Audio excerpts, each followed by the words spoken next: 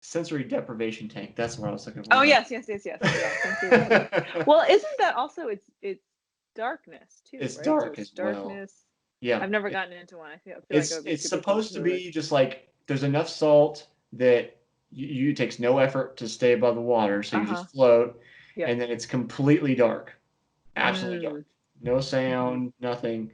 I've heard people will like begin to hallucinate because of the lack of light. It's that Yeah. dark. Yeah. But I think you're onto something with the sound because I know, and I thought about this a couple nights ago that like often I end up sleeping on my side, even though like Mm-hmm. I'm more comfortable laying on my back because one of my ears is on the pillow and it takes the Mm-hmm. sound element out. Mm-hmm. So it's like if I could take the sound element out, like I notice it's easier for me to relax. I'm gonna let my brain fade away. Right. I don't have any kind of cursory noise at all. Yeah. That's just sort of because your brain will snag on it. I mean, you think Right. about sometimes you're falling asleep, you don't realize you're drifting off until something like a sound Yeah. sharp enough that you do that start thing, and uh, and then you're like, oh man, I was almost there, but you didn't really even notice it because it was like Yeah. this nice slow runway until that sound caught you. It was like a snag in your Yeah. brain or something. Yeah. Yeah. Funny enough, swimming used to cause that snag for me because Really? I was swimming too many. I was swimming too much yardage for my fitness level at the time. I really Uh-huh. was kind of stretching myself thin, and I would be going to sleep, and I would jerk and wake myself up, and like I would be like trying to like bring my arm around like I'm swimming, and there was my girlfriend at the time. There were several occasions where I like smacked her in the face on accident Oh my because gosh. I was like trying to swim while I'm trying to sleep at the same time because my arms were just so like I don't know, just so shot from the amount of stress I was putting on them. So it was an interesting time. Did she recommend that you stop swimming or swim more? What's Uh, her thought on it? I Stop don't. trying to punch me in the I face. don't. I think it was just don't punch me in the face. I think that it wasn't. It wasn't even like she was good about it. It wasn't like she was like mad or anything. She was just like, just another time. Like, Maybe instead of doing butterfly, you should try to do like backstroke or something so yeah, that you're not as wide. yeah, not as wide, but um, I am curious. So based on the language you use, kind of describing like this present thought in where you are with swimming. Again in that excerpt where you're talking about swimming, you're both floating and in danger of sinking, and Mm-hmm. like having to be active yet also you know like we talked about in contrast with running, not having to be quite as like in it to continue to move. Is that do you have prior to the book or putting your thoughts kind of together, do you have like a mindfulness practice or a meditative practice that you spend time thinking about those kinds of things? Or is it just our kind of culture bringing that together into your head? I don't have a mindfulness practice. A long time, several years ago, a friend of mine and I thought it might be good to try to go to. So I live here in Berkeley, and there's a Buddhist priory where you can kind of go and there's Yeah. like a free meditation session class. And at the time, I just remember thinking, sitting, you have to kneel, in this dim room, and I think I can't even remember what the period of time was, but I think it was like 30 minutes, maybe even 20 minutes. But Hmm. it felt like an eternity. Hmm. And I kept just thinking about how my knee hurt. And I do not think, maybe I glimpsed that, maybe that I could get into that flow state or just the state being where I just didn't notice the time passing. But I really was glad that it was over. And Yeah. I think it is because swimming has come to take that role in my life. And certainly in the writing of the book, I interrogated that because I was wondering, like, why is it that I feel so much better after I do it, and Mhm. I feel different at the end than from, at the beginning. And I was paying more attention to, as I was writing this those particular sections of the book where I was asking myself those questions.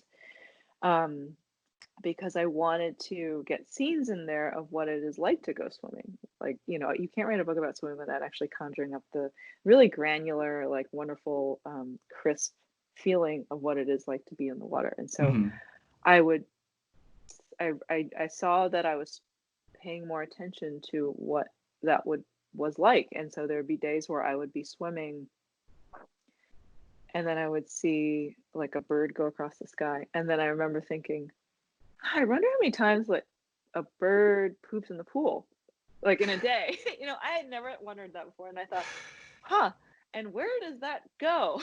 And just like just sort of following my thoughts, like with that into the gutter of the pool, just really thinking funny thoughts, just following them where they would take me, Hmm. and realizing over time that there was something really beneficial about that, just like this uh, wandering, and the creativity of that certainly was helpful to me as a writer, but just to for just mental health, allowing myself to think thoughts for no particular reason, because we are really always expected to produce, and we're always Hmm. expected to keep thinking about the angle on things and trying to figure out the next steps of things, and in our work and productivity and all that, in work and life, and family life, just whatever it is that are your responsibilities every day. And so it's a luxury to have the space to wander about bird poop Hmm. or wonder about bird poop, sorry, and wander in this place where that is your time. And Hmm. actually, remember, I asked the Olympian Sarah Torres, who's just, she's been in 5 Olympics and she's like the ultimate competitor. But Hmm. I asked her what she thinks about when she's swimming, and she said, sometimes I'm thinking about like all the things I have to do, and I got errands I got to run. But she also says like sometimes she's just not thinking about anything. And for Right. someone who's always on, to know that that time is your time to do with it what you will is just really pretty special. Yeah. Yeah. I think sometimes as a culture, because we're so like work and productivity focused, Hmm. that we undervalue the time spent not doing anything. Hmm. Like Yeah. that, I don't know how your creative process goes. Obviously, as a journalist, you put a lot of words out and, quite eloquently. You're not writing like I write, which is just slap something on the page and, and go with it. It always has to start somewhere. You can't get Right, anywhere unless you do that. right, right. Um, but like I find, I have other creative outlets and just, like, so one of the things I do is I create original card games and board games. And Mm, so I have to create these, sometimes complex systems of rules, and they all have hmm. to balance and do all these kind of things. And it's like one of the first games I made, I basically came up with and designed the whole thing while I was swimming, just because Mm, I allowed my brain to be like, just start making associations. And I wasn't worried about hmm. like it being perfect. It was just like, it just let it do its thing, Yeah. See, instead of you instead are of the forcing it. perfect example of what I am talking about. I'm just gonna take a picture of you and put it into paste it in that part of my book. A lot of work, I guess. Yeah, it's just like I think people forget that downtime sometimes is more productive than Yes, forcing absolutely. yourself to sit in front of the Yeah. screen and put things out. And that is never, yeah, that has a limited shelf life, that approach. Right. And in fact, my next book, which I am supposed to be writing already, is about just that process of like fallow time, which is uh, the time that you have to, that's unstructured time, that's sort of like, or whatever it is that you do that's outside of your, that maybe is not recognized as your work, Hmm. that allows you to do that work better, or be more, that allows you to be more creative. It allows you to sort of basically plow your, um, it's like taking care of that soil and letting it lie fallow. The soil, except that it's like your brain and your creativity and just like your imagination and your resources. Basically, it's like Mm, your mental and emotional resources to like make the things that make your work worthwhile. Basically, yeah. so I think swimming for me is definitely that kind of time, and for you too. It sounds like, because you it happens when you're not really trying to do the work, Hmm. and swimming is a conduit to that. And I think that's what I think is really cool about the practice, but also it's a lot of other practices that other people have, that to let them do what they need to do. Hmm. So it's like replenishing time. It's like time off the clock, but it is still time that is valuable. But unfortunately, we don't really, as a culture, allow ourselves to have that. Although right now is like possibly the greatest possible experiment in this in humankind. To, hey, you got more time than you ever thought you would ever have.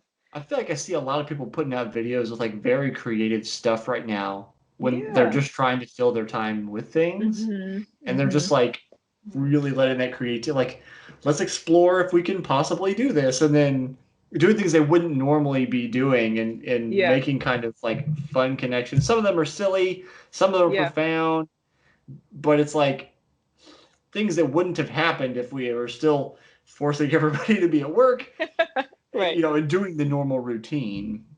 Yeah. It's funny because sometimes just a big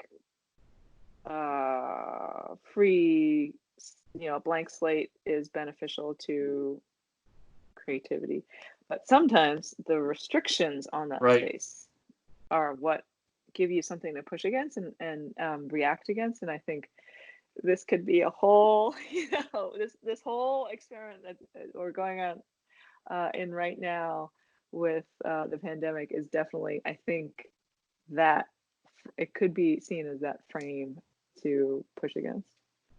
Yeah. Well, it's like you said, there's a balance here where it's like some people operate very well when you say you can do absolutely anything. Hmm. And then other people start freaking out. Paralyzed by Yeah, that. and they Yeah. cannot Yeah. do so then you have to say, okay, here's a 10 by 10 room, here's some supplies. You can do anything with these supplies inside this room. And then they're Yeah. like, okay, I'm doing Yeah. better now. Like this is Right. this is my There's zone. Yeah. So it's like finding the balance between those two, and it's you almost have to take people on an individual level and say, how does this person operate? Which, Hmm. when we're building like work systems is not really scalable. So that's why a corporate environment Right. doesn't really foster that kind of idea. Yeah. Yeah. I did see. I think you also have a children's book coming up Yes, soon. I do. I So do. I'm wondering. It seems like you swap through a lot of genres.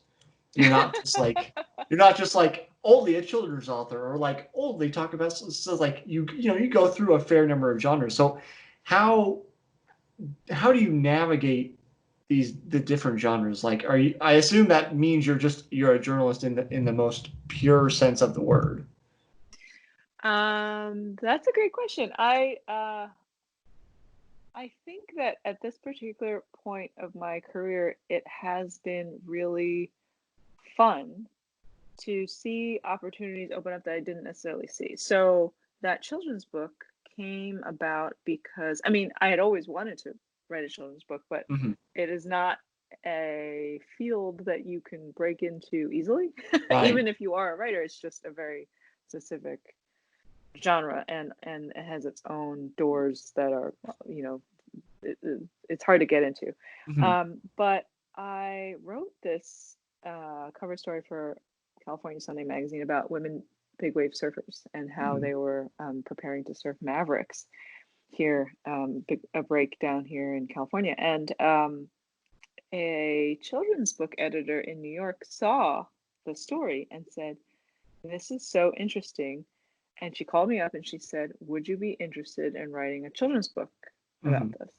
And I said, yes, I would. Absolutely, I would. So it's, I mean, it's a credit to that children's book author. She could have, um, you know, you could see a scenario in which she said, that's a great idea. I'm going to ask this already a children's book author to write about this. But you Hmm. also see a lot of children's books out there that are not very good for various reasons. And part of it is because I think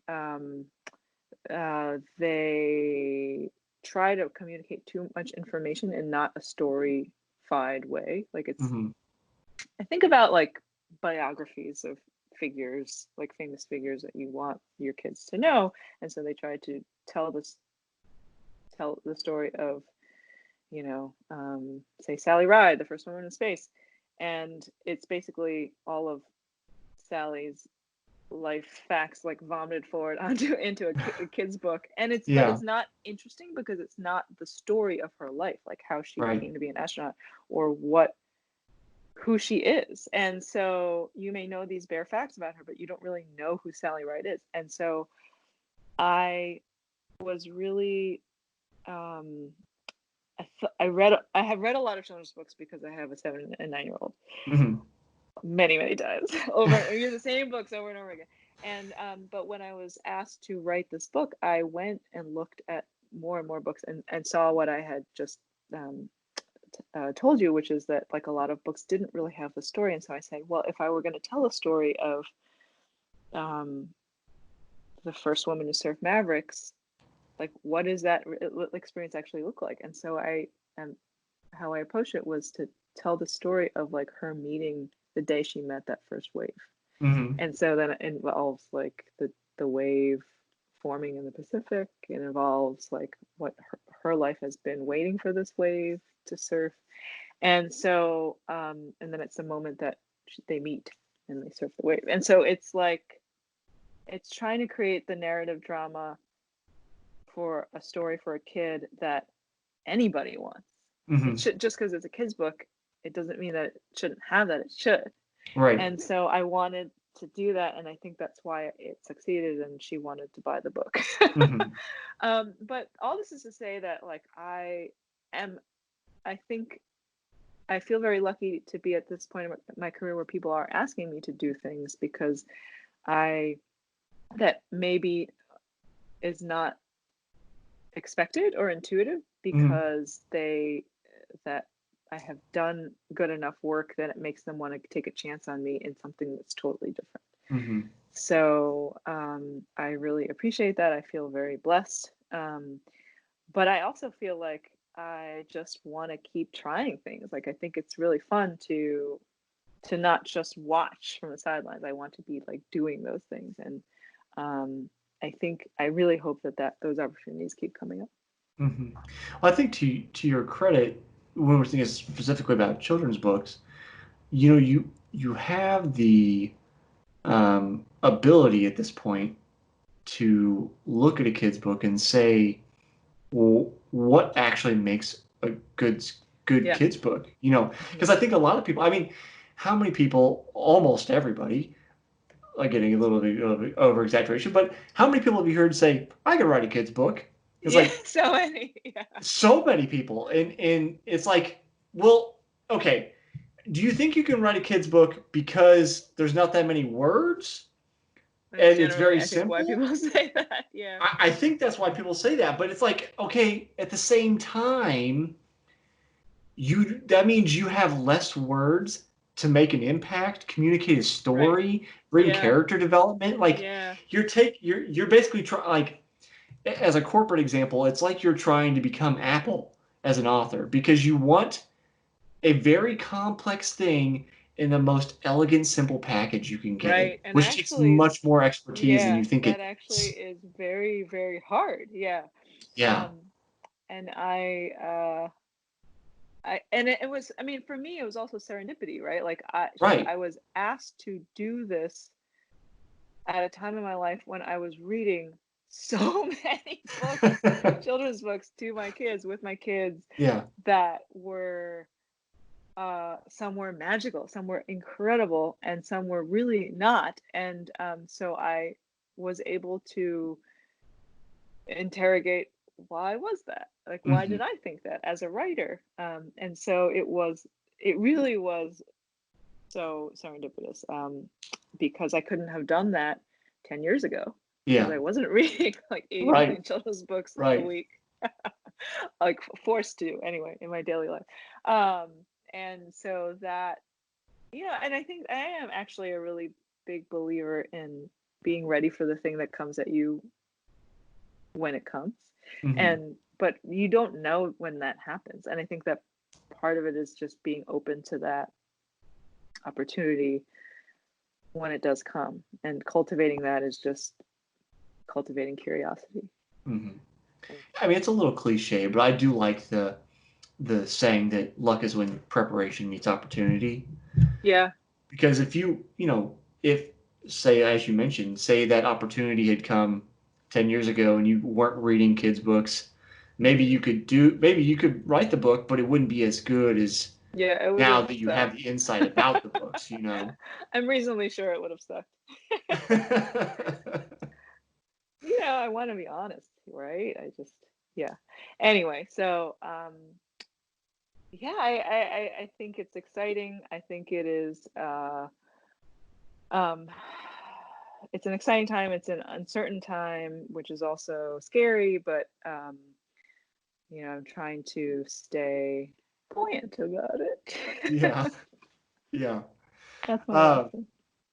so Bonnie, as we're starting to run out of time, there's a question I'm asking everybody this year, Sure. because it's thematically something that kind of crosses boundaries and everybody has a different answer. So I want to ask you, what do you think the purpose of sport is? Ooh, wow. Um, I mean, I think that the purpose of sport on a very basic level is play, right? It's an excuse to keep playing through adulthood. And I thought about this when I was writing this book, um, because swimming is one of those activities that you see. Okay, so from a kid point of view, you just go to the pool or go to the beach or on any summer day, and you are a witness to joy. You're a witness to just kids like, they're in Mhm. the water and they just love to be there, cannonballing, just spiraling around and just playing games and splashing. And that is very much pure, like it is pure play. And then, but at the same time, you see, I'll go to the pool, I'll be doing my laps, and I will see that, these guys, men and women of like advanced age where they seem very serious and they're swimming their laps and then they leave the pool and then they do this thing. I've seen this so many times. I just love it so much where they'll dive down and like dive under the lanes to get to the ladder. Mhm. But they're not just like doing it in a functional way. They're just like they will dive down and they will kind of dolphin and they'll spiral and then they'll do a flip. They'll do something just for the pure reason of just doing it because it's fun. And Mhm. so I think water and swimming has that ability to very obviously, very clearly bring that element of play out in all of us. And I think that does translate to sport more broadly. But I think with swimming, it's really easy to see. And that is, I think that's why it makes me really happy to do it. It's a great answer. I think the play is a new one, so I'm glad you brought that All up. right. Um, so if people want to get the book, find you, where can they buy the book, and where can they kind of keep up with what you're doing? Sure. They can buy the book anywhere books are sold. Really, it's online, online bookstores of all sorts. Bookshop.com is a really great option because it connects you to your local independent booksellers. And you can find me on my website, bonnietsui.com. That's BONNIETSUI.com. And on Twitter, same deal. Sounds good. So in case anybody's listening and not seeing it on the screen, again, the book is called Why We Swim. Bonnie, thanks for spending time with me today. Thanks, Jesse. It was a pleasure. Take care.